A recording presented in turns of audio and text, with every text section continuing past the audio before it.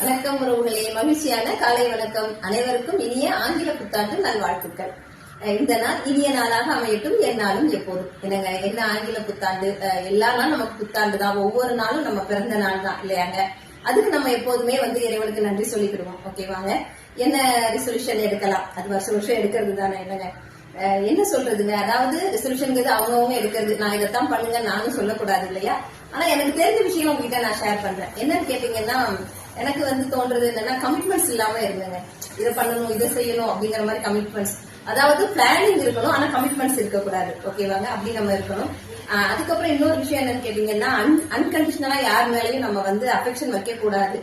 அது அஃபெக்ஷன் ஆகட்டும், லவ் ஆகட்டும், பாசம், எல்லா கேட்டகரியுமே, அது எந்த உறவா இருந்தாலும் சோ டிட்டாச்ட் அட்டாச்மெண்ட் சொல்லுவாங்க இல்லையா, அப்படி நம்ம இருக்கணும் அப்படிங்கிற ஒரு முடிவு.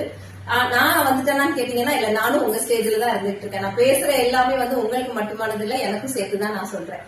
அப்புறம் இன்னொரு விஷயம் என்னன்னு கேட்டீங்கன்னா, நம்ம கூட டிராவல் பண்ற உறவு, அது எந்த உறவா இருந்தாலும் சரிங்க, நமக்கு பிடிச்ச மாதிரி அவங்க மாறணும்னு நம்ம நினைக்கவும் வேண்டாம், நம்ம அவங்களுக்கு பிடிச்ச மாதிரி மாறணும்னு இல்லை.